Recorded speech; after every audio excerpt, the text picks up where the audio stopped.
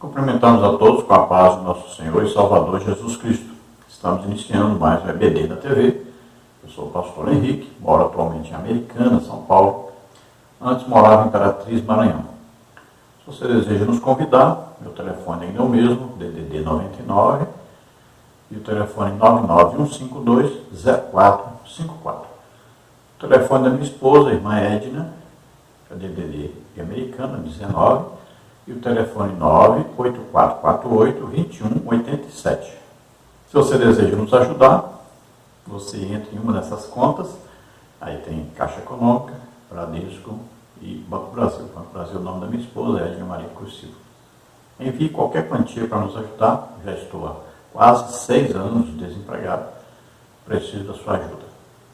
Nós estamos estudando neste trimestre, nas revistas da CPAD, com o tema A Supremacia das Escrituras, a inspirada, inerrante e infalível Palavra de Deus. Nós temos como comentarista deste trimestre o pastor Douglas Batista, que é presidente da Assembleia de Deus em Missão do Distrito Federal. Nós estudamos já as lições Autoridade da Bíblia, Inspiração Divina da Bíblia, Inerrância da Bíblia, Estrutura da Bíblia, Como ler as Escrituras, a Bíblia como um guia para a vida, a Bíblia transforma as pessoas. E hoje estaremos estudando aí a lição de número 8, a lei e os evangelhos revelam Jesus. Então nós vamos estudar aí sobre a lei, ou seja, vamos falar sobre os 5 primeiros livros, né? Por isso o Pentateuco, aí é chamado aí os livros da instrução, que é a Torá. Então são os 5 primeiros livros da Bíblia. Esses 5 livros foram escritos por Moisés, e trazem como principal tema a aliança de Deus. Deus tem um povo específico, chamado por ele, e faz uma aliança com este povo. Além de falar, claro, do princípio de todas as coisas, aí vai falar sobre a aliança de Deus com um povo chamado por ele através de Abraão. E nós sabemos que a aliança ela tem bênçãos e tem maldições. E também tem o que? Normas. Então, se cumpre as normas, recebe bênçãos. Se não cumpre as normas, recebe maldições. Então, a lei, ela veio exatamente como a norma, né? A norma para esta aliança. O que vocês têm que fazer? Qual a obrigação de vocês nessa aliança? Então, ali está a lei para dizer quais as obrigações, quais os deveres, quais as normas desta aliança. E veja que no Antigo Testamento, então, a aliança, a Iberite, é uma aliança que é unilateral. Então, um cabeça de aliança faz, o outro cabeça de aliança tem que fazer. O que um povo faz, o outro povo tem que fazer. Então, se você estudar sobre o suzerado, você vai entender sobre aliança. Nós temos um estudo aí sobre aliança que é muito importante você estudar. Então, veja bem. Nesta aliança, veja que para Deus dar o seu filho, Abraão tem que oferecer o seu filho em sacrifício. Então, Deus dá o seu filho em sacrifício. Veja, este já é um evangelho pregado no Antigo Testamento. Uma boa notícia, que Deus vai dar o seu filho. E veja que a Bíblia diz que Deus pregou o evangelho a Abraão. Então, Abraão tem uma visão geral do que Deus estava fazendo através da aliança com ele. Se ele oferece o seu filho Isaque, para Isaque tinha um substituto. Colocou lá um carneiro para substituir o Isaque. Agora, o filho de Deus, Deus teria que dar o seu filho. É uma aliança. Se um dá o filho, o outro tem que dar. Então, quando Deus vai dar o seu filho, não existe substituto para o seu filho. Não existe substituto para Jesus, porque é o único homem santo, irrepreensível, que cumpriu toda a lei, que nunca pecou. Não existe outro para substituir Jesus. Então, Deus dá o seu próprio Filho Jesus para morrer por nós. Então, na antiga aliança, tem aí, então, as normas, as leis, né, que estão dentro dessa lei, que são 613 preceitos, na verdade. Então, no Novo Testamento, o que acontece? A aliança não é mais no hebraico, né? Aí, berit, agora é grego e é diatique. E a aliança não tem mais a conotação que tinha no Antigo Testamento. A nova aliança, ela é feita em base desigual. Olha, Deus dá tudo. E nós o que temos para dar para Deus? Nós temos que dar só pecado, doença, enfermidade, maldição. Nós não temos nada para dar que seja importante, a não ser acreditar naquilo que Deus fez por nós. Da nova aliança, Deus oferece tudo para nós, em troca apenas de nós o quê? Acreditarmos, termos fé. Por isso que nós somos salvos pela graça de Deus. O que é a graça de Deus?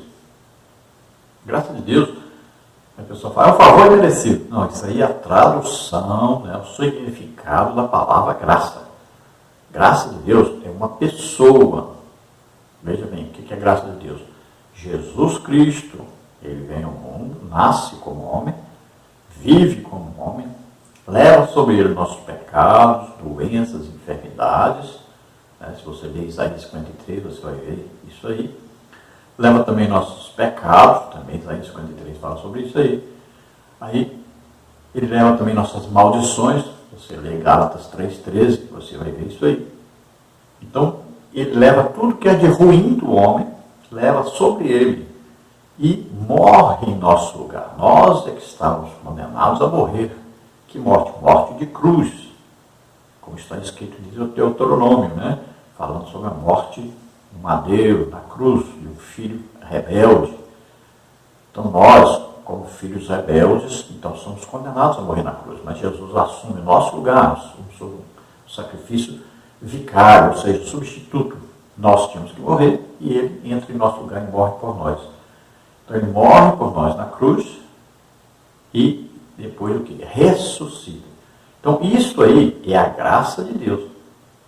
Então isso deve ser pregado. A fé é exigida. Olha, nós somos salvos pela graça por meio da fé. Isso não vem de vós, é dom de Deus. O que é que não vem de vós? A graça. É Deus que ofereceu Jesus. Todo o plano é executado por Jesus. E esta é a graça. Não vem de nós. Nós não fizemos nada para merecer essa graça. Não fizemos nada para merecer que Jesus viesse nos salvar. Nós apenas pecamos. Então, olha só, isso vem de Deus. É dom de Deus. Aí, veja só. Pela graça sois salvos por meio da fé. Isso não vem de vós, é dom de Deus. Então, é dado por Deus. É um presente de Deus. Por isso que é um dom de Deus. Então não é pelas obras, não é porque nós fizemos alguma coisa para sermos salvos. Pelo contrário, nós só pecamos. Então ele vem para nos salvar, para dar vida por nós, para que nós possamos ser filhos de Deus.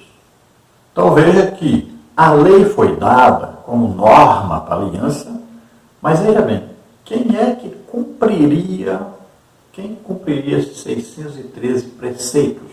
Se você quiser colocar só o decálogo de Êxodo capítulo 20, só o decálogo, quem é que consegue cumprir o decálogo? Ninguém. A única pessoa que cumpriu foi Jesus, somente Jesus. Então veja, a lei não levava o ser humano à salvação. A lei não prometia salvação. Só dizia, o homem que fizer isso, viverá por isso. Mas não prometia salvação. Não prometia vida eterna com Deus. E a lei veio então para mostrar a vontade de Deus, mostrar a santidade de Deus, mostrar o que é correto. E com isso, a lei, que é boa, santa, justa, vem de Deus, ao invés de nos conduzir à salvação, fez o quê? Nos condenou. A lei condenou todo ser humano, porque ninguém conseguia cumprir a lei. Então a lei serviu de quê? De ponte, de aio, de condução do ser humano a Jesus Cristo. Por quê? Porque o ser humano, se vendo condenado pela lei, olha, o juízo de Deus viria e nos levaria o quê? Ao inferno, ao lago de fogo e enxofre. Todos estavam na mesma condenação. Todos pecaram, destituídos, estavam na glória de Deus. O salário do pecado é a morte. Então o que acontece? Como a lei nos condenou, então Deus entra com a graça, Jesus Cristo, que vem morrer em nosso lugar. Agora, ao ouvirmos a pregação sobre isto, você vê, a fé vem pelo ouvir. Olha, precisa da fé. A fé não é obra. Você só acredita naquilo que outro fez. Não é você que fez. Você só está acreditando. Então, Deus encerrou isso tudo aí, ó, debaixo da fé. Jesus fez, agora é preciso você acreditar. Acreditou, você recebe a salvação. Então, a fé vem pelo ouvir. E ouvir pela palavra de Deus. A prova de Deus salvar o crente, o quê? Pela loucura da pregação. Então você ouve a pregação.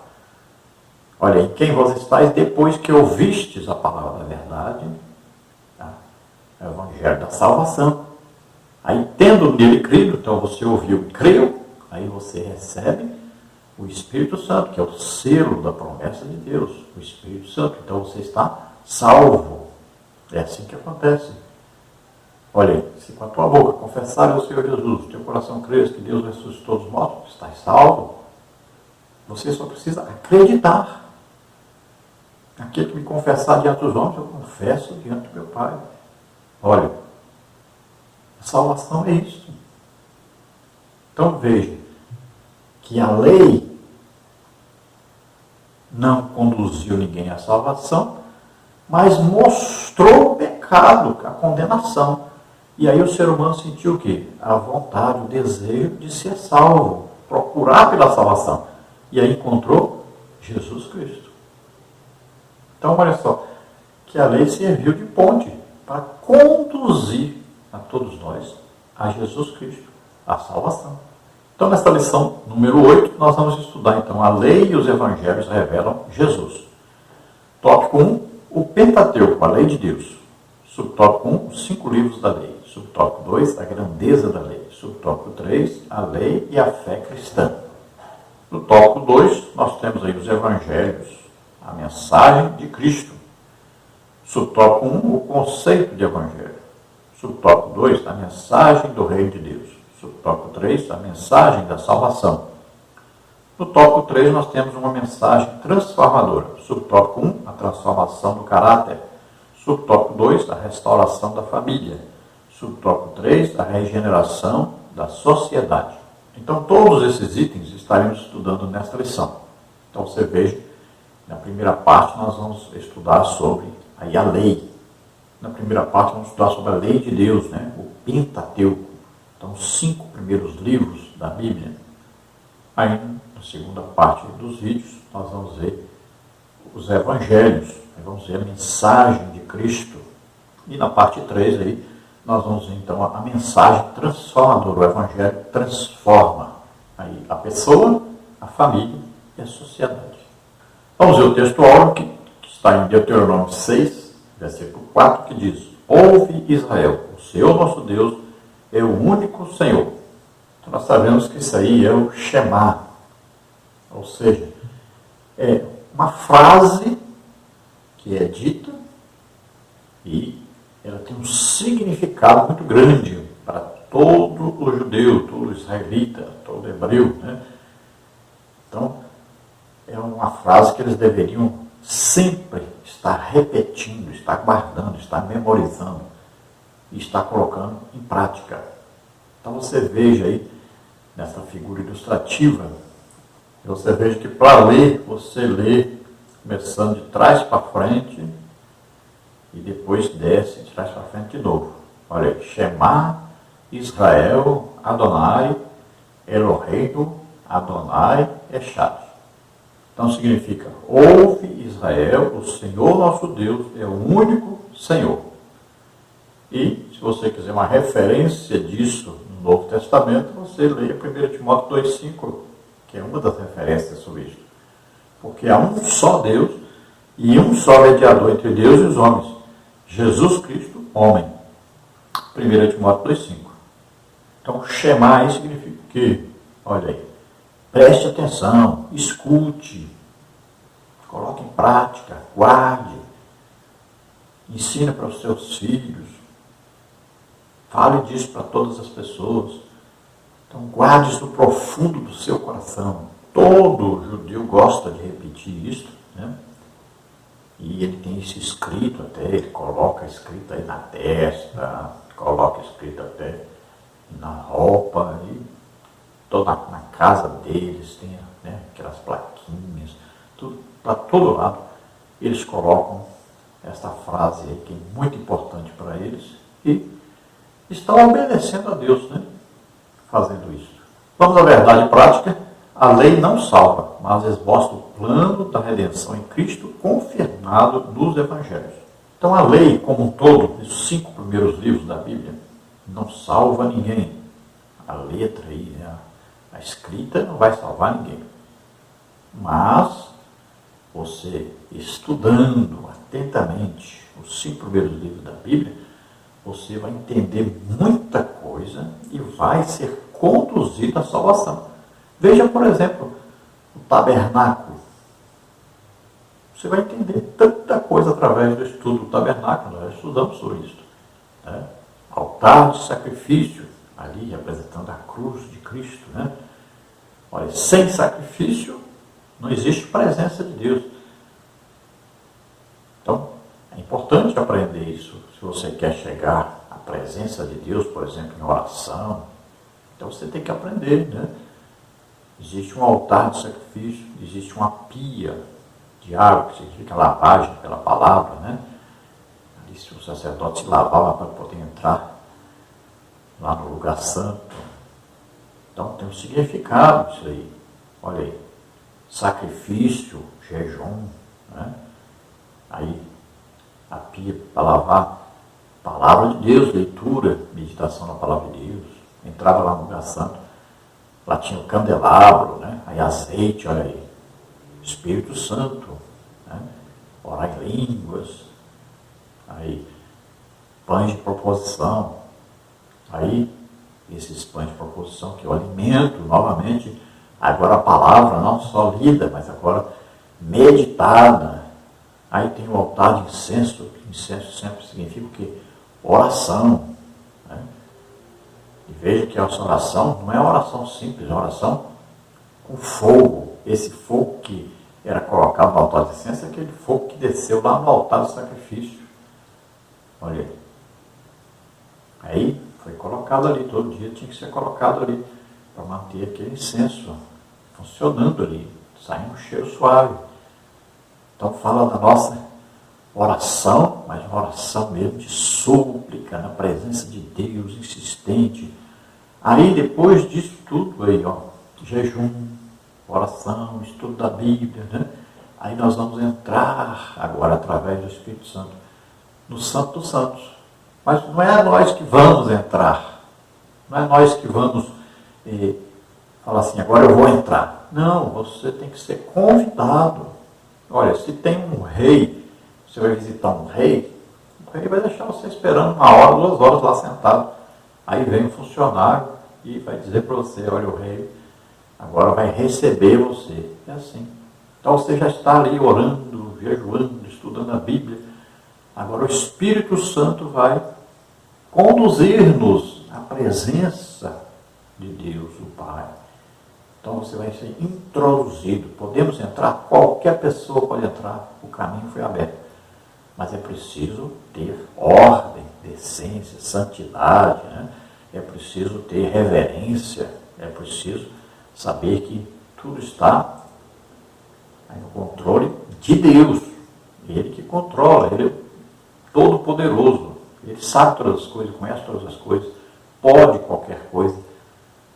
Então é preciso você se preparar, né, ter aí pelo menos uma hora de oração todo dia, né? Procurar aí estar pronto, né? Para entrar na presença de Deus, ser recebido, né?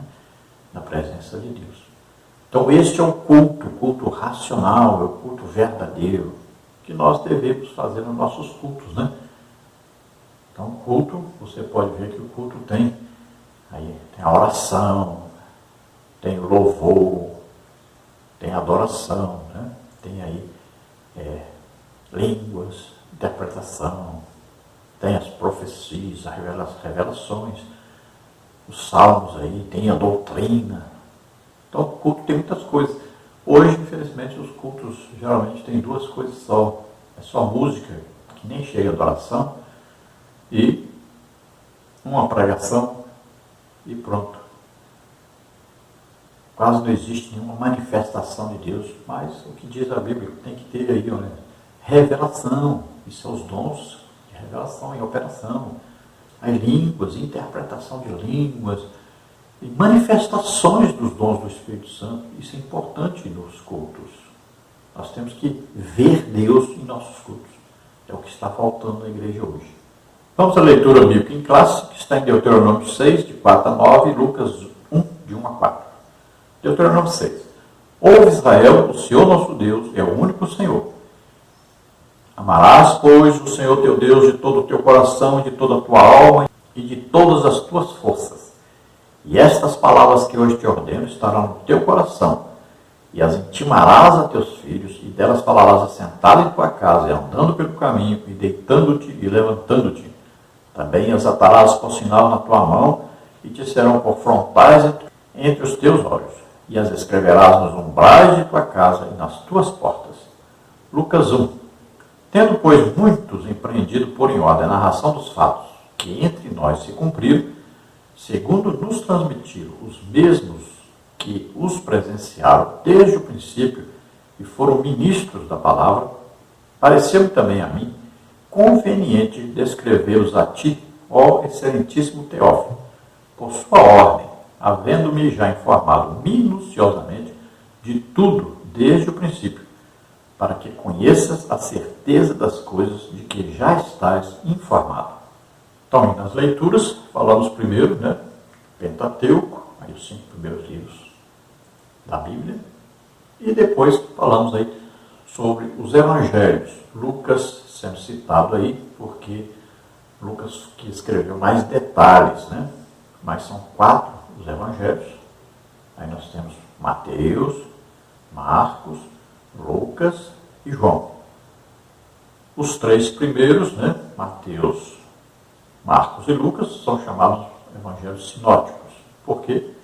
Porque muito do que escreveram, então, está aí entrelaçado, um completando o outro. Então, veja que nós podemos até dizer assim, se basearam muita coisa uns nos outros aí para escrever esses 3 evangelhos. E depois o evangelho de João, que é o evangelho mais dedicado a escrever sobre as coisas mais íntimas sobre Jesus. João era mais íntimo, né? Então ele escrevia mais sobre Jesus como Deus. Vamos ver Mateus escrevendo mais sobre Jesus como rei dos reis, né? Rei dos judeus. Depois vamos ver Marcos escrevendo sobre Jesus como servo, aquele que se humilhava. E vamos ver Lucas escrevendo sobre Jesus como homem. Então a humanidade de Cristo. Como ele se fez homem, como viveu como homem para assumir o nosso lugar na cruz do Calvário. Você não se esqueça que nós temos aí todos os slides que nós usamos aqui e os estudos escritos aí no nosso blog. Então vimos a primeira parte dos vídeos, agora vamos à segunda parte. Nós fazemos 3 partes, em torno de 20 minutos cada uma. Já fizemos a primeira, vamos então à segunda parte. Quarta-feira à noite, geralmente, quinta-feira já está pronto aí o vídeo completo, né? Todas as partes juntas. Lembrando então que os slides que você vê aqui, você pega gratuitamente no nosso blog, e também a lição escrita com bem mais detalhes sobre o tema que nós estamos estudando. Vamos à introdução da lição. A lei e os evangelhos pertencem respectivamente ao Antigo e ao Novo Testamento. São livros sagrados de origem divina que integram o cânon das Escrituras. Possuem igual autoridade como regra de fé e prática, porém com funções distintas. Os preceitos e as narrativas da lei têm aplicações nos evangelhos. Na lição de hoje estudaremos a relação entre o Pentateuco e a mensagem de Cristo. Então veja, a lei está no Antigo Testamento, a antiga aliança, e os evangelhos estão no Novo Testamento, a nova aliança. Toda a Bíblia é a palavra de Deus. Toda a Bíblia é digna de confiança, né? De respeito, de admiração. Toda a Bíblia deve ser lida. De preferência, se você puder ler todo ano, 2 vezes o Novo Testamento e 1 vez o Antigo Testamento, seria o ideal. Então você estaria aí aprendendo muita coisa e você poderia ser professor de escola bíblica dominical, pregador, tranquilamente, se você fizer isso. Qualquer pessoa que fizer isso, lê 2 vezes o Novo Testamento, 1 vez o Antigo Testamento.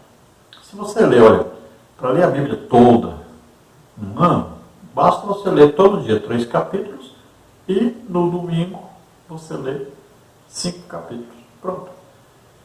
1 ano você terá lido a Bíblia toda. A primeira vez que eu li a Bíblia toda, eu li todinha em 3 meses. Então, claro, isso é uma leitura, né? Agora, você lê e também estuda um pouco, medita um pouco. É melhor. Tanto o Antigo Testamento quanto o Novo Testamento tem, então, a autoridade de Deus na nossa vida aí, né, cristã, na nossa vida de prática e fé. É importante aprender sobre tudo que está na Bíblia. Não podemos deixar de lado o Antigo Testamento. Então temos que ler tudo.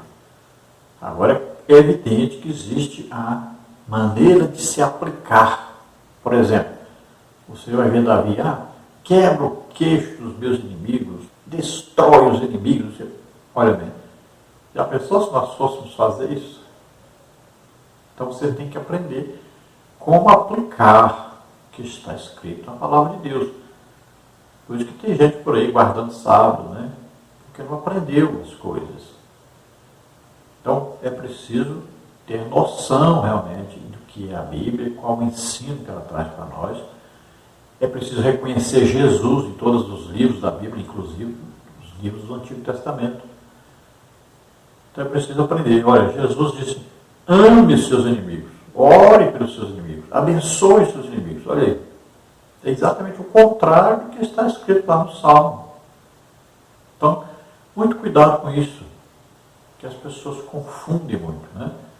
No Antigo Testamento, aí nós vamos ver que é muito literal e as coisas são materiais.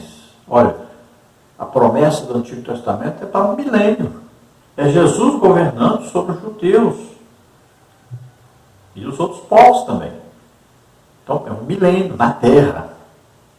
Já no Novo Testamento, as promessas são melhores, são superiores, são eternas. Olha, a promessa que salvação e morada eterna com Deus. Nós vamos morar na Nova Jerusalém. Não é um corpo material, é um corpo espiritual. Olha aí, nós vamos ser arrebatados. Olha só, é diferente. São coisas superiores, espirituais. Então você precisa aprender essas diferenças aí. No Antigo Testamento, quando fala salvação, está se referindo à salvação dos inimigos, à salvação da doença, da enfermidade, da maldição. Então muitas vezes você confunde isso pensando que é a salvação que está escrita no Novo Testamento. Quando fala em reino de Deus, né, nós estamos falando de um milênio. No Novo Testamento é diferente, é superior. Veja que o Espírito Santo mora em nós somos reis e sacerdotes. Veja bem. Então é coisa diferente, superior. O Novo Testamento é espiritual. Então nós vamos ver hoje aí sobre essa relação entre a lei e os evangelhos. Como a lei nos conduz ao evangelho. No tópico 1 nós temos o Pentateuco, a lei de Deus. Subtópico 1, os 5 livros da lei. Pentateuco é uma palavra que deriva de 2 termos gregos, penta e teucos, que significa 5 volumes. Trata-se do conjunto formado pelos 5 primeiros livros do Antigo Testamento, Gênesis, Êxodo, Levítico, Números e Deuteronômio. No texto hebraico e pelos judeus ainda hoje, esses volumes são denominados de Torá, com sentido de instrução, ensino, direção. A totalidade do Pentateuco é identificada nas páginas da Bíblia Sagrada como a lei, Êxodo 24, 12, Mateus 5, 17. A lei de Moisés, Josué 8, 31, 32, Atos 13, 39. A lei de Deus, Neemias 8, 8, Romanos 7, 22. E a lei do Senhor, Neemias 10, 29, Lucas 2, 22 e 23. Então aí, Pentateuco, né? Penta já significa o quê? 5. Então, esses 5 primeiros livros aí da Bíblia, olha, Gênesis, Êxodo, Levítico, Números e Deuteronômio. Para os judeus, esses 5 primeiros livros aí, que nós chamamos Pentateuco, chama-se Torá. O nome Torá significa ensino, né? Instrução.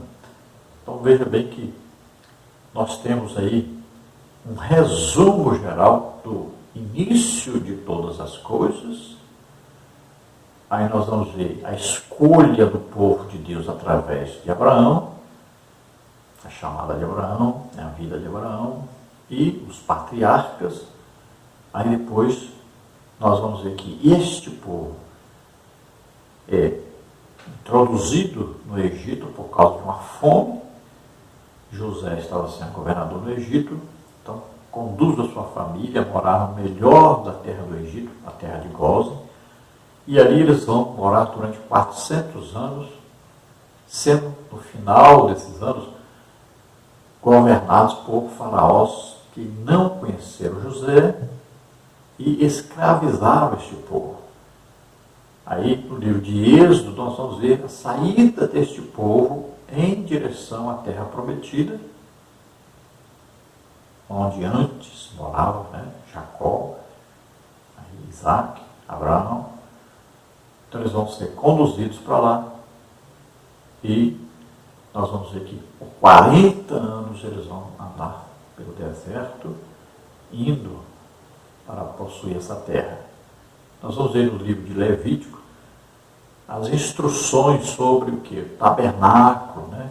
Nós vamos ver aí, depois que é dada a lei lá em Êxodo, aí nós vamos ver o tabernáculo, que é o lugar de adoração deste povo a Deus, e as normas que são dadas, né, para essa adoração e para a convivência do povo entre si e do povo para com Deus.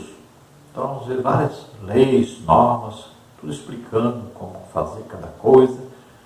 Aí depois nós temos Números, que é a organização já desse povo para prepará-los para a entrada na terra prometida. Nós vamos ver aí a organização das tribos, né? Os nomes de cada tribo, líder, de cada descendente, tudo organizadinho. E Deuteronômio já é um resumo de tudo isso, já como se fosse uma repetição de tudo para que eles pudessem entrar na terra prometida e viver de acordo com o que Deus desejava para eles. Então nós vamos ver na Bíblia que o Pentateuco é chamado lei de Moisés, chamado lei de Deus, e também é chamado lei do Senhor. Olha, 4 nomes diferentes para os mesmos 5 livros, aí formando o Pentateuco. No subtópico 2 nós temos a grandeza da lei. Estuda-se a lei sobre 3 aspectos: morais, que possuem validade permanente para todos os povos; cerimoniais, que tratam da liturgia religiosa dos judeus; e civis, que dizem respeito à responsabilidade israelita como cidadão. Nossa declaração de fé ensina que a lei de Moisés é o mais importante código de leis da antiguidade por sua santidade, por seu caráter espiritual e por sua autoridade divina. A lei é santa, um mandamento santo, justo e bom. A lei é espiritual, como está em Romanos 12, 14. Você vê isso lá na página 151, então, da Declaração de Fé. Contudo, enfatiza o documento doutrinário que a grandeza da lei vai além de tudo isso, pois nela Deus esboça o plano da redenção humana em Cristo, porque o fim da lei é Cristo para a justiça de todo aquele que crê. Romanos 10, 4. A obra de Cristo nos resgatou da maldição da lei e nos deu vida mediante o Evangelho. Então a lei, para nós estudarmos a lei, lá não está dizendo isso, mas para nós estudarmos, nós vamos ver a lei aí sobre os 3 aspectos, né? Moral, cerimonial e civil. Então, lei moral, olha bem, não matar, não roubar, não prostituir, não levantar falso testemunho, né? Tudo isso o quê? É moral do ser humano. Como viver? Todas as leis de todos os países vão seguir isso aí. Pode ver que todas as constituições têm uma mesma base, que é exatamente isso aí. Todas as sociedades vão ensinar que não se deve roubar, não se deve matar, não se deve prostituir, não se deve adulterar. Todas essas coisas que estão lá no Pentateuco, né? E principalmente o quê? No Decálogo. Então, aí é uma lei o quê? Moral. Todos os povos vão seguir essas normas. Aí vem a parte cerimonial. Então, vai falar sobre aí a organização de um culto prestado a Deus, né? Então, vai falar dos sacrifícios oferecidos. Então, vai dar para nós uma noção do que é a adoração a Deus, de como se chegar a Deus, de como ter comunhão com Deus. Então, vamos dizer que a parte religiosa. E aí vem o aspecto aí civil. Então, aí se fala o quê? Da convivência entre um cidadão e outro. Aí vai falar também da organização social, da parte de julgamentos, né? E aí do que vai acontecendo. Existem então as leis que ordenam isso, que condenam isso aí. Vamos ver quem fez errado, qual a condenação, quais as normas para isso aí. E toda uma organização social. Então, de maneira alguma podemos dizer que a lei não serve, não presta, que a lei acabou. Não. Quando a Bíblia diz assim, o fim da lei é Cristo, não está dizendo que o final da lei, que a lei acabou. Não, o fim quer dizer o quê? O objetivo da lei. Então a lei veio mostrar o pecado, aí o pecador precisa de um salvador. Então, olha aí, a lei conduz a Cristo, porque o pecador, se sentindo pecador e condenado, ele procura um salvador, aí encontra Jesus Cristo. Então, o fim da lei, o objetivo da lei é chegar a Cristo, é nos conduzir a Cristo. Por quê? Cristo cumpriu toda a lei. Então, ele é perfeito. E ele se ofereceu em nosso lugar. Ele levou os nossos pecados, maldições, doenças, enfermidades, tudo que não prestava nosso, ele levou sobre ele, morrendo em nosso lugar na cruz. Então, ele é a perfeição. Ele é o objetivo nosso para a salvação. Então, para nós sermos justificados, olha, declarados justos, perdoados, santos, sempre através de Jesus. Então, ouvimos a pregação do Evangelho, cremos nessa pregação, recebemos a justificação. Então, o Espírito Santo vem morar em nós. E é bom você prestar atenção em 2 Coríntios, lá, capítulo 3, né? Onde tem palavra Espírito, aí, infelizmente, nas nossas traduções, na maioria das Bíblias está Espírito porque é minúscula, mas não é letra maiúscula, tá? Então, o Espírito vivifica, olha, a letra mata. Que letra? A lei. Então, a lei nos conduz à morte, porque ela mostra o nosso pecado e nos condena. Aí, o que faz o Evangelho? O Evangelho, né, vai trazer o quê? A graça de Deus, a salvação. Então, a lei mata, mas o Espírito, aí com letra maiúscula, né, vivifica, ou seja, nos dá vida eterna com Deus. É o Evangelho do Espírito Santo, né? Porque o Espírito Santo vem morar em nós. Olha, Jesus, quando veio, ele disse que enviaria outro Consolador, que estaria conosco para sempre. Olha, e disse, ele estará convosco e em vós. E Paulo diz, nós somos templo do Espírito Santo. Então, olha só que agora o Espírito Santo mora em nós. Nós somos templo, morada do Espírito Santo. Então, cada um de nós aqui é um tabernáculo de Deus, onde o Espírito Santo habita, onde a presença de Deus se manifesta através de nós e em nós. Subtópico 3, a lei e a fé cristã. A Escritura afirma que a função da lei era transitória, Hebreus 10:1. Ela foi dada para revelar o pecado e demonstrar a necessidade da graça, Gálatas 3:19. E assim serviu de aio para nos conduzir à redenção em Cristo, Gálatas 3:24. A lei encerrou a humanidade debaixo do pecado, Gálatas 3:22. Desse modo, ninguém pode ser salvo pelas obras da lei, Gálatas 2:16. Nesse aspecto, a obra de Cristo nos resgatou da maldição da lei, Gálatas 3:13, nos deu vida mediante o Evangelho, 2 Timóteo 1:10. Cristo, único sem pecado, cumpriu a lei e inaugurou a dispensação da graça, Efésios 3:2, Hebreus 4:15. Agora, livres da lei, vivemos debaixo da graça divina, Romanos 6:14.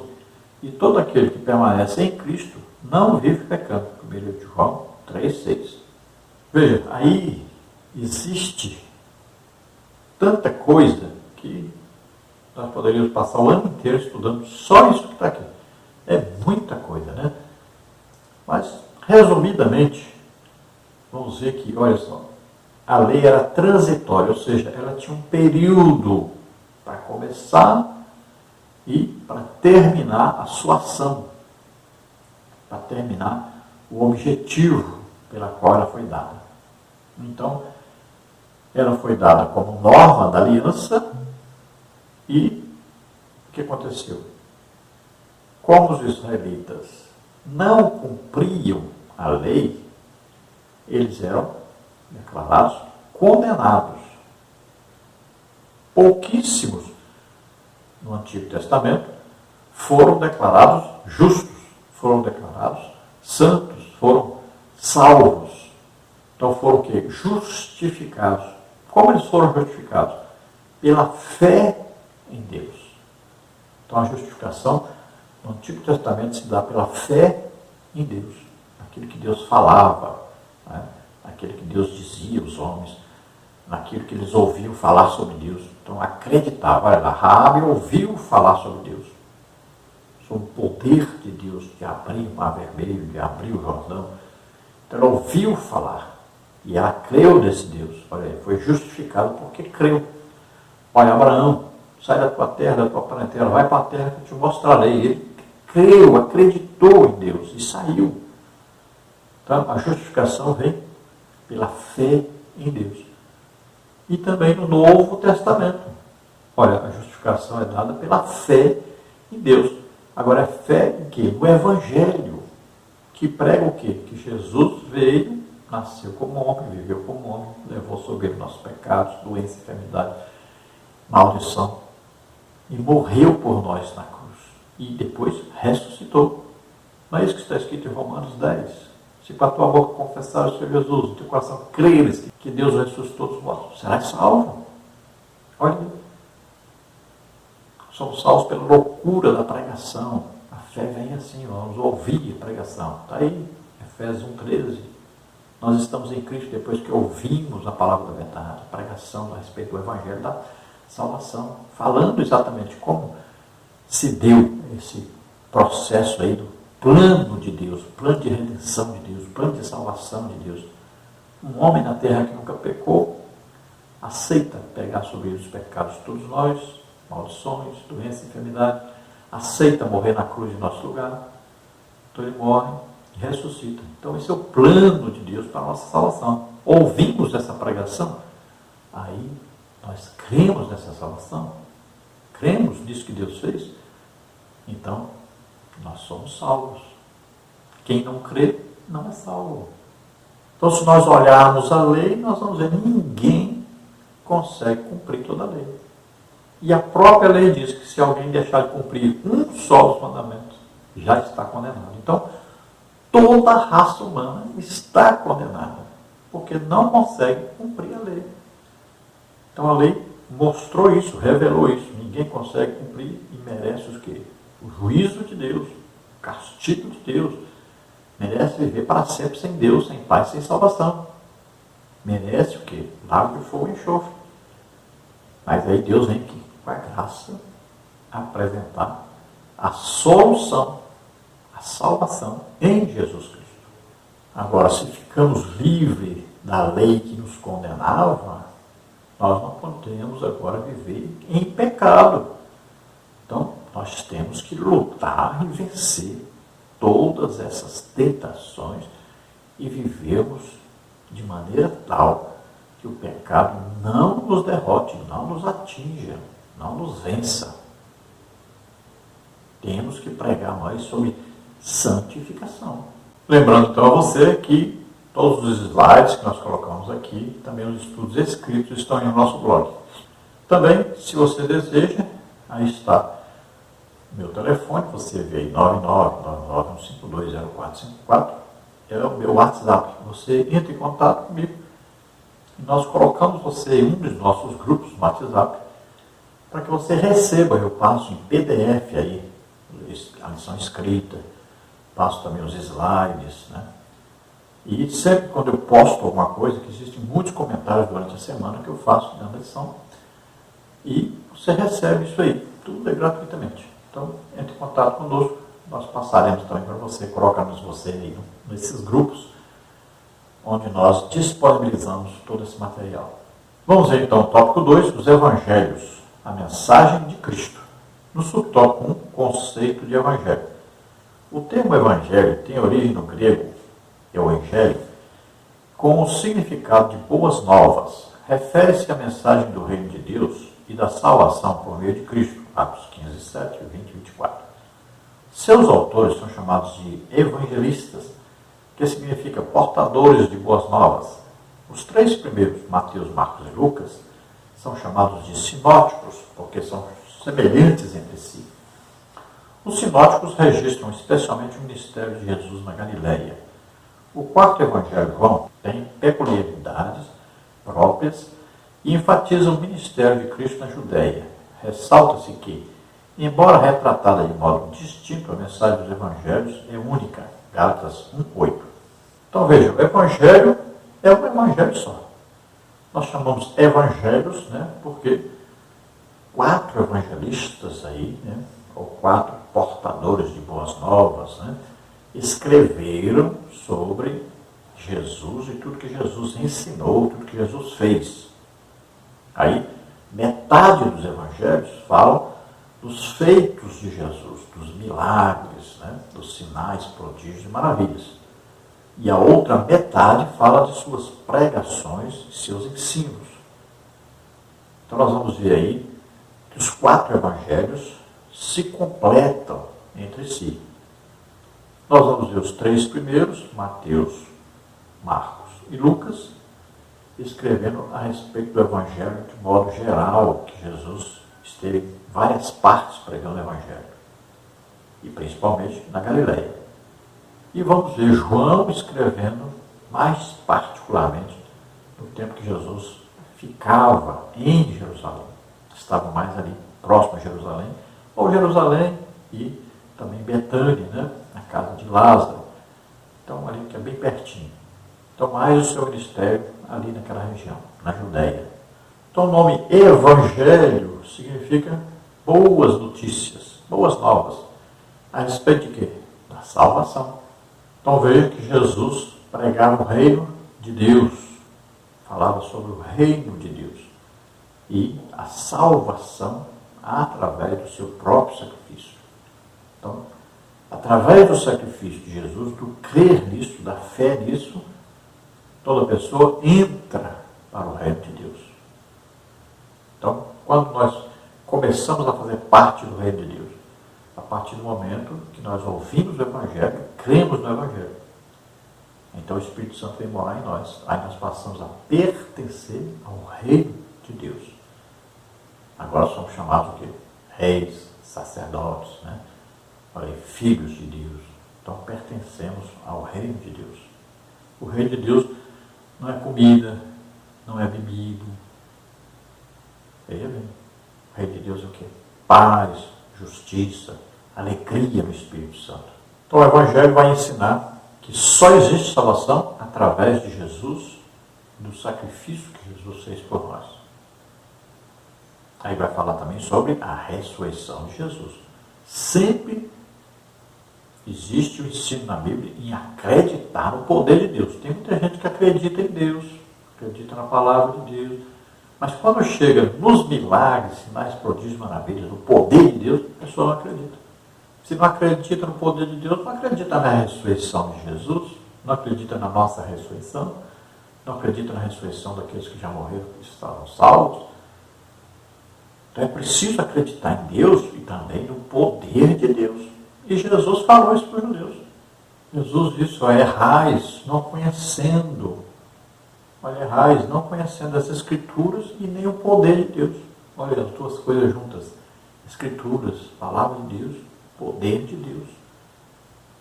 Às vezes a pessoa acredita nas Escrituras, mas não acredita no poder de Deus. E isso chateia Deus. Então nós vamos ver que esses evangelhos, cada um tem uma característica mais especial de Jesus, fala mais particularmente de algo no ministério de Jesus. Vamos ver que Mateus, como na visão de Ezequiel, aí Mateus fala de Jesus como rei, né, a cara de leão lá. E mostra que Jesus realmente é rei, descendente do rei Davi. Aí vamos ver Marcos falando de Jesus como servo, aí a cara de boi, Jesus se humilhando, né, como servo, servindo a todos. Aí vamos ver Lucas falando da humanidade de Jesus, Jesus como homem, vivendo na terra como homem, deixando todas as suas prerrogativas divinas. Então, aí vamos ver Lucas falando dessa humanidade de Jesus com, então, aí, o rosto de homem. E vamos ver João falando mais de Jesus como Deus. Aí é a cara de o rosto de uma águia, né? Que é aquela que voa mais alto. Então, falando de Jesus com aí a sua intimidade com Deus. Falando de Jesus como Deus realmente. Mas, então esses 4 evangelhos, eles se comunicam, eles se completam. Está tudo falando sobre Jesus e o seu ministério terreno. Não esquecendo então que os 3 primeiros, Mateus, Marcos e Lucas, são chamados sinóticos, porque tem muita coisa em comum entre eles. Vemos aí que Mateus era judeu, Marcos era judeu e João era judeu. Porém, Lucas era grego e Lucas era médico. Por isso mesmo ele fala mais detalhes, né, sobre as curas, sobre os milagres, sobre os sinais, prodígios e maravilhas. Então vamos ver o subtópico 2 que diz a mensagem do reino de Deus. Em Mateus, o Senhor Jesus, após o batismo nas águas, Mateus 3,16, e sua vitória na tentação do deserto, Mateus 4,11, passou a pregar a chegada do reino dos céus, Mateus 4,17. Nos outros sinóticos, a pregação do reino também aparece como tema central da mensagem de Cristo, Marcos 1,15 e Lucas 4,43. E João enfatiza que o reino divino não é deste mundo, João 18,36. Os evangelhos indicam que as profecias messiânicas se cumpriram em Cristo, Lucas 4,18-21. Neles, Jesus é apresentado como o filho de Davi e o filho de Deus, Mateus 1,1, Marcos 1,1. Sua vinda inaugura o começo do reino e requer a conversão dos pecadores, João 3,5. O reino aponta para a soberania de Deus sobre todas as coisas do presente, Lucas 17,21, e também no futuro, Lucas 1,33. Então vemos claramente aí no Evangelho de Mateus ensinando sobre Jesus como rei. E rei é porque tem um reino, né? Então Jesus é o rei do reino de Deus. Então o reino de Deus é implantado na terra. Jesus vem como homem, ele é batizado nas águas, batizado com o Espírito Santo. Ele é tentado, vence Satanás nessas tentações usando a palavra de Deus. Começa o seu ministério logo após, então, de ser batizado. Aí, então, que começa a aparecer os sinais, prodígios e maravilhas na vida de Jesus, logo após ele receber o Espírito Santo. Então, nós não vamos ver manifestações de sinais, prodígios e maravilhas antes do batismo de Jesus nas águas. Só após o batismo de Jesus nas águas quando ele recebe o Espírito Santo. A partir daí o quê? O poder do Espírito Santo entra em operação através de Jesus. Jesus estava na terra como homem. Então ele precisava do Espírito Santo para realizar todos esses sinais, prodígios e maravilhas, todos os milagres. Assim também é conosco. Nós aceitamos a Jesus como Senhor e Salvador. Precisamos buscar o batismo com o Espírito Santo, que é um revestimento de poder, para que nós possamos ser usados por Deus agora, sobrenaturalmente, quando estamos pregando o Evangelho, né? Quando estamos ministrando a palavra de Deus. Então o reino de Deus, ele é demonstrado. Nós pertencemos ao reino de Deus, mas ele é demonstrado com poder. Então Deus se revela ao ser humano com poder. Tem o poder para a pregação e a salvação das pessoas, né? E nós vamos ver em Marcos, dizendo lá que ele saiu pregando e Deus confirmava a pregação com sinais, prodígios e maravilhas. O apóstolo Paulo diz que o seu apostolado foi confirmado por Deus com sinais, prodígios e maravilhas. Então Pedro diz que Deus confirmou Jesus como filho dele através de sinais, prodígios e maravilhas. Então todo servo de Deus, todo filho de Deus, todo legítimo crente, ele deve acreditar e ser usado por Deus, tanto na pregação, como no ensino, como na manifestação do poder de Deus. Assim as pessoas vão ver o reino de Deus através de nós.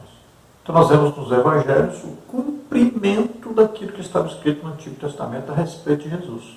Então nós vamos vendo sendo cumprido tudo isso. Então Jesus implantou o reino de Deus na terra e nós temos que continuar sendo instrumentos de Deus para que esse reino cada dia cresça mais, atinja mais pessoas, mais pessoas sejam salvas. Subtópico 3, a mensagem da salvação. Nos evangelhos, Jesus é identificado por 3 títulos principais: Salvador, Cristo e Senhor, como está em Lucas 2:11. Mateus registra que ele veio para salvar o povo dos pecados, Mateus 1:21. Marcos afirma que é preciso crer em Cristo para ser salvo, Marcos 16:16. Lucas assevera que ele veio salvar o que estava perdido, Lucas 19:10. João esclarece que ele é o Salvador do mundo, João 4:42.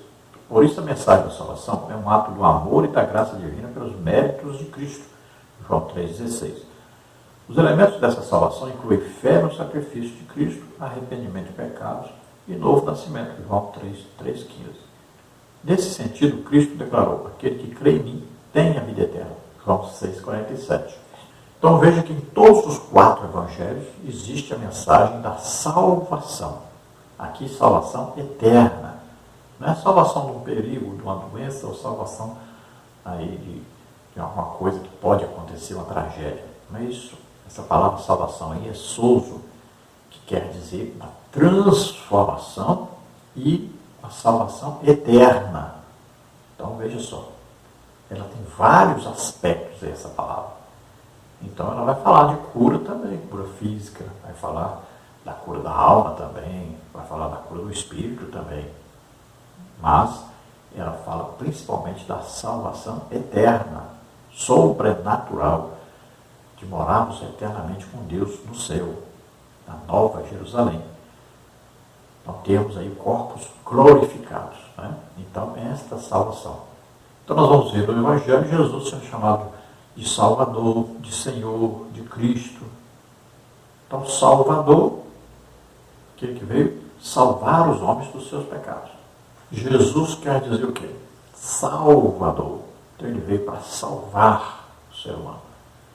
E aí a palavra Cristo quer dizer o quê? O Messias, né? Ungido de Deus para salvar o ser humano. Então ele foi designado, enviado por Deus para nos salvar. E ele é Senhor porque ele é o rei do reino de Deus. Ele é o Senhor. Ele é quem nos governa, nos comprou para ele. Ele derramou sangue, nos comprou com o seu sangue. Então ele é Senhor, ele é dono, proprietário. Nós pertencemos a Jesus. Então, ao ouvirmos a pregação do Evangelho a respeito de Jesus, então nós cremos nesta pregação, então que exercemos a fé, acreditamos. E recebemos, então, o Espírito Santo. Então recebemos o que? A salvação. Para sermos parecidos com o nosso Pai, que é Deus, temos que ter o Espírito Santo. É o Espírito Santo que nos identifica com Deus. A palavra vem aqui para nos convencer do pecado, da justiça e do juízo.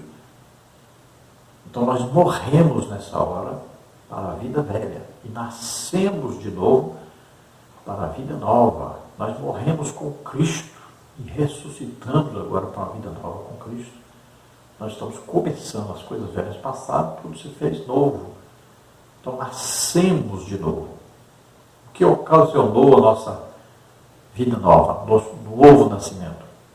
Olha aí, Jesus disse que nascer da água e do Espírito não pode ver o reino de Deus, não pode pertencer ao reino de Deus. Nascer da água, o que é? Pregação da palavra de Deus, a água da lavagem, né? A água da purificação, a pregação que vai nos levar a reconhecermos que somos pecadores, nos arrependemos. E o Espírito Santo é que vai o quê? Proporcionar isso à medida que nós cremos na pregação. O Espírito Santo pode agir livremente agora em nós, vem morar em nós e vai nos revelar agora o reino de Deus, vai nos revelar as coisas de Deus, vai nos dar poder também para pregarmos o Evangelho. Então, João diz que quem crê então no Evangelho tem a vida eterna. Na mesma hora, tem. No tópico 3, nós temos uma mensagem transformadora. Subtópico 1, a transformação do caráter. O caráter é definido como uma maneira própria de cada pessoa agir e expressar-se. Na lei, o decálogo ou os 10 mandamentos apresenta as orientações básicas para o modo de viver dos israelitas, Êxodo 20, de 1 a 17. Esses princípios também são aplicados nos evangelhos, Marcos 10, 19, exceto a guarda do sábado, Mateus 12, 2 a 4. Contudo, a mera observância de códigos não pode salvar ninguém, Lucas 18, 18 e 24. Somente a graça divina é capaz de transformar o caráter humano. Por meio da ação do Espírito Santo e da obediência ao Evangelho, o homem pode compartilhar a natureza do caráter de Deus, Mateus 5, 48. Desse modo, a mensagem do Evangelho de Cristo produz substancial mudança no caráter do cristão, Lucas 19, 8 e 9. Então, caráter quer dizer que é a maneira própria de cada pessoa se expressar e agir. Então, vocês formam que o caráter, e esse caráter é transformado quando aceitamos a Jesus como Salvador e Senhor, como o Espírito Santo vem morar em nós. Então, isso vai ser transformado. Aquele que roubava, não rouba mais. Aquele que xingava, não xinga mais, né? Aquele que vivia espancando os outros, não vai fazer isso mais. Então, tudo é transformado. Essa vida é uma vida nova agora, uma vida em santificação, em consagração a Deus. É uma vida para agradar a Deus. Então, os princípios que estavam lá no Antigo Testamento, em união aos princípios que estão no Novo Testamento, vão produzir isso nós vamos obedecer tudo isso para agradarmos a Deus. Então nós vamos refletir, olha só, vai entrar em nós o quê?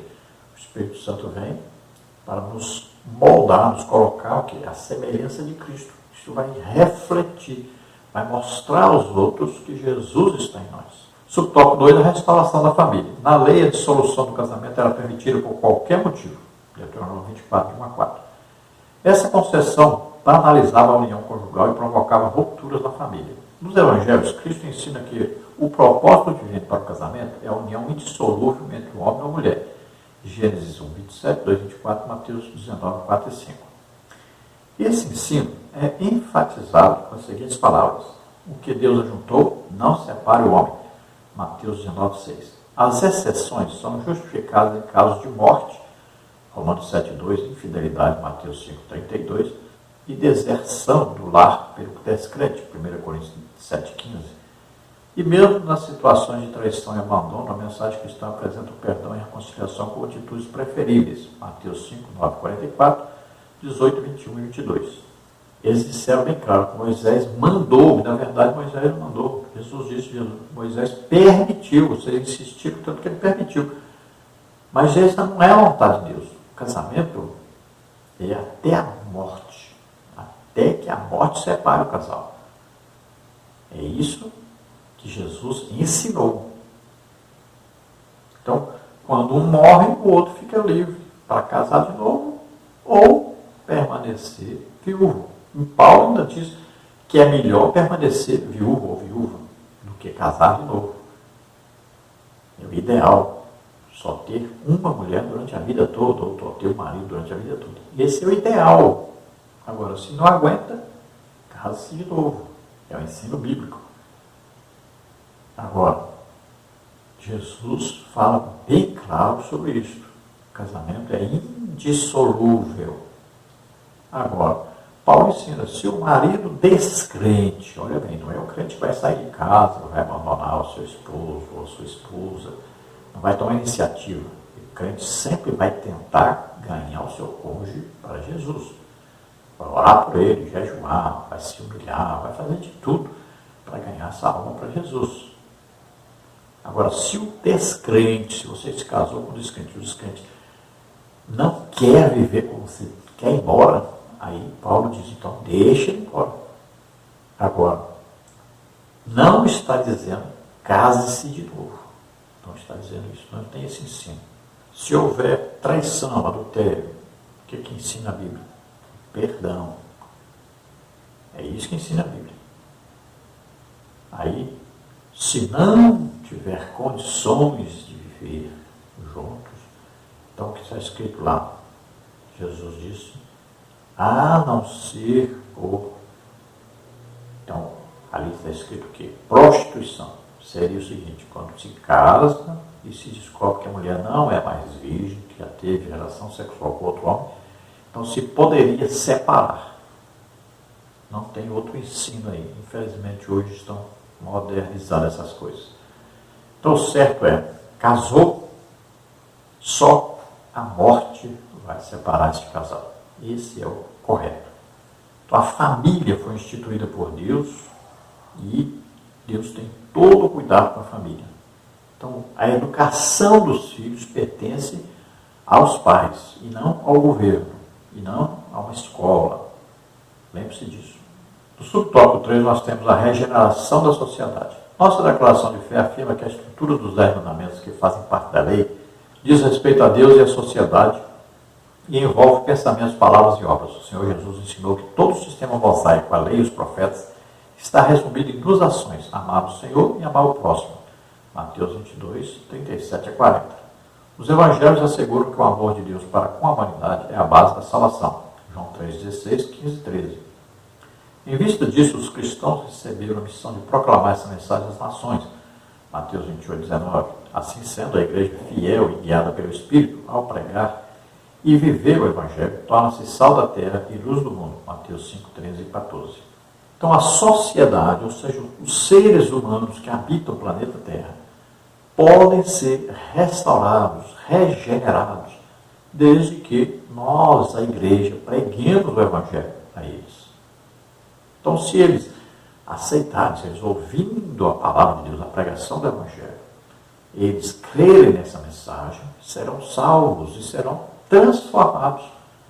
Então, à medida que a pessoa é convertida, ela vai ser transformada dia a dia. O Espírito Santo vai mudando, transformando essa pessoa, vai aperfeiçoando essa pessoa, vai aperfeiçoando o seu caráter. Então, acaba a corrupção, acaba a mentira, né? Acaba aí os palavrões, os xingamentos, acaba o ódio, a mágoa, o rancor, acabam as inimizades, as guerras, as disputas. Então, veja só, a sociedade pode ser transformada, desde que aceitem o Evangelho. Aceitem Jesus Cristo como o único Senhor Salvador. Essa é a nossa obrigação, pregar o Evangelho a todos. Vamos à conclusão da lição, que diz: a função da lei era transitória, ela revela o pecado, mas também aponta o plano da salvação em Cristo, Gálatas 3, 24 e 25. O Senhor Jesus nos libertou da condenação da lei, Gálatas 3, 10 a 13. Nos evangelhos, as boas novas dessa salvação estão reveladas. Em suma, as obras da lei não nos justificam, mas pela graça somos salvos por meio do arrependimento e da fé em Jesus Cristo. Então a lei serviu de ponte para nos conduzir à salvação em Jesus Cristo. Mostrou, revelou aí o pecado, a nossa condenação. Assim nós necessitamos, nós descobrimos que precisamos de um Salvador. Então procuramos ouvir a palavra de Deus e crer nesta palavra. Recebemos assim a salvação, porque Jesus realizou a nossa salvação, nascendo na terra como homem, vivendo como homem, levando nossos pecados, doenças, enfermidades, maldições sobre ele, morrendo na cruz e ressuscitando. Então essa é a graça de Deus, o Evangelho deve pregar isso, ensinar isso, e esse Evangelho deve ser pregado também no poder e na unção do Espírito Santo, para que as pessoas saibam que realmente Deus está vivo, existe, e está autenticando tanto aquele que prega quanto a sua pregação. Vamos orar agora. Se você, ouvindo esta palavra, resolveu abrir o seu coração para Deus, resolveu aí que acredita realmente que Jesus veio, morreu por você na cruz, ressuscitou, então você agora recebe a sua salvação. Vamos orar juntos agora. Se você está doente, está enfermo, receba agora a cura. Vamos orar por você. Em nome de Jesus. Pai querido, em nome de Jesus, recebe esses que se chegam a Ti, arrependidos dos seus pecados, crendo na salvação em Jesus Cristo, que morreu por nós e ressuscitou. Araglada, custe, befarda, grata, juri, fine, caltar, biuste, festes, ó Senhor, a grande alegria no céu para um pecador que se arrepende. Salva agora, Senhor, essas vidas, justifica-os pela fé em Jesus Cristo, em nome de Jesus. Aqueles que estão doentes, estão enfermos, em nome de Jesus, sejam curados agora. Solta toda doença, toda enfermidade, solta, em nome de Jesus. Toca neles, Senhor, agora e cura totalmente, em nome de Jesus. Amém? Glória a Deus.